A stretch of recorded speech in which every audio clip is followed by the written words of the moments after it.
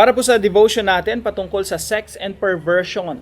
Again, yung disenyo po ng Diyos sa sex ay maganda, mabuti. It's pleasurable. It's for you. It's for me within the boundary of marriage.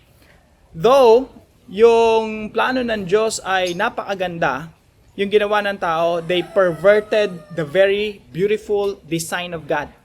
Yung napakagandang disenyo ng Diyos sa sex, ang ginawa ng tao, kinuha yung sex, ginamit sa masama at binaboy, no? Iniba-iba. Kaya po dito sa Leviticus chapter 18, makikita niyo po rito yung iba't ibang klase ng sexual relationship. Merong relasyon, merong magpapamilya nagse-sex, no? Yung nanay sa anak, tatay sa anak na babae, pamangkin sa tito, lolo sa apo.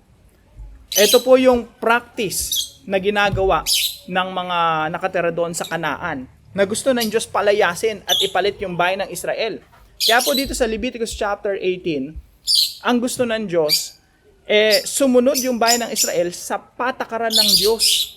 Kaya dito po sa Leviticus 18, nagsisimula po ito sa, I am the Lord your God, I am giving you this command, I am holy and this is what I want.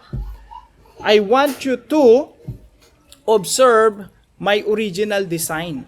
At yung original design po ng Diyos ay yung sex within the boundary of marriage between male and female. Dito po, iniba nila, pinervert nila, yung dinistort nila no mga nakatira sa Kanaan. Kaya po dito hanggang sa man as one does with a woman. Nagkakaroon ng sexual relationship between man and a man, woman and a woman, babae sa babae, lalaki sa babae, lalaki sa lalaki. And then verse 23, do not have sexual relations with an animal. Tao sa hayop. Inuutos to ng Diyos kasi ginagawa na to doon sa Kanaan na kinamumuhian ng Diyos. Kaya sabi rito, this is detestable, this is perversion. Kaya po mga kapatid, yung porneia ay iba't ibang klase ng sexual immorality. Kabilang na po ito, yung mga nakapaloob dito. Yung porneia po, madadaanan po natin yan sa Greek, no? Pag sa iba nating devotion. Pero yung porneia po, dyan po nanggaling yung salitang pornography. Yung porneia po ay malawak na salita na nakapaloob na doon yung iba't ibang klase ng sexual immorality. Mga pagpatol sa prostitute, yung pagpatol sa malapit mong kamag-anak, yung sex between man and a man, woman and a woman, etc. etc. Kasama na po yung pornography dyan, no? Malawak po na salita yung porneia. And the Lord hates porneia. Because of that, God destroyed, yung sa panahon ni Lot, yung Sodom and Gomorrah. And then, pinalayas yung mga nakatira sa Kanaan. Marami po yung tribo na yon, iba't ibang tribo yon. Yung Canaanites, Perizzites, Jebusites, Ammonites, etc. etc. Pinalayas lahat ng Diyos yon because this were their standard practice. Normal po itong practice sa panahon nila. At dito po makikita niyo po kung ano talaga yung nasa puso ng Diyos. Ang nasa puso ng Diyos ay magkaroon ng purity yung people of God. Magkaroon ng maibalik sila sa original na intention ng Diyos. Again po, yung original na intention po ng Diyos ay the only valid sex is within marriage. So mga kapatid, bumalik po tayo sa original design ng Diyos.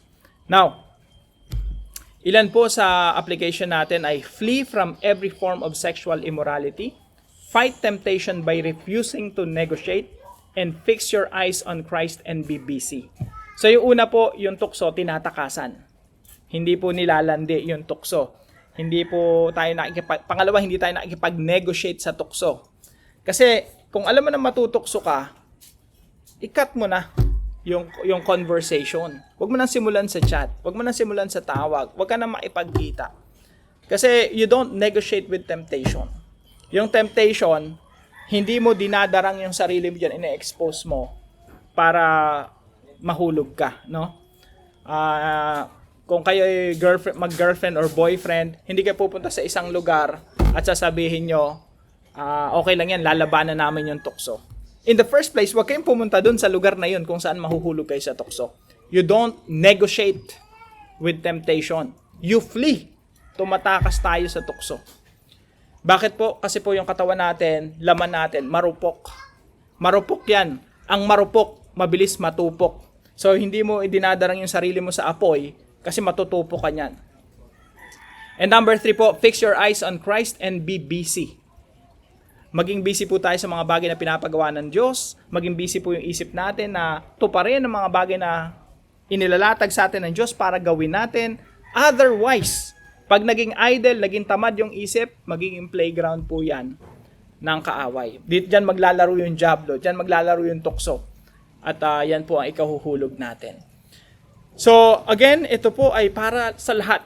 Wala ritong strong sa faith, malakas na sa pananampalataya o matagal na sa pananampalataya.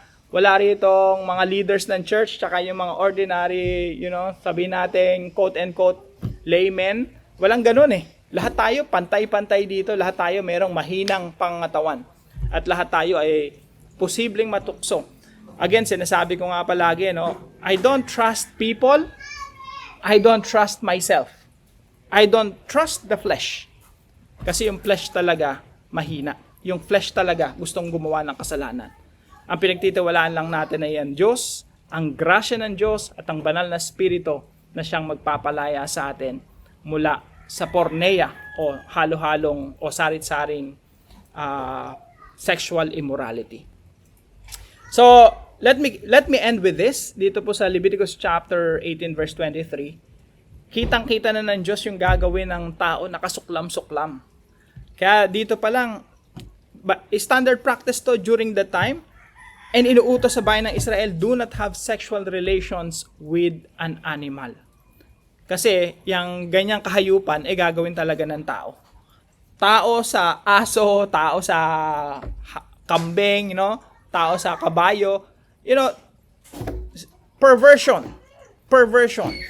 Hindi yan design ng Diyos. Yan ay disenyo ng kasamaan. At yan ay kinamumuhian, yan ay kasuklam-suklam sa harapan ng Diyos. So, yun lamang po. I hope marami po kayo matutunan dito sa topic natin na ito at kung ano sinasabi ng Biblia patungkol sa sex. Magkita-kita po tayo bukas dito sa ating 5 a.m. Daily Devotion.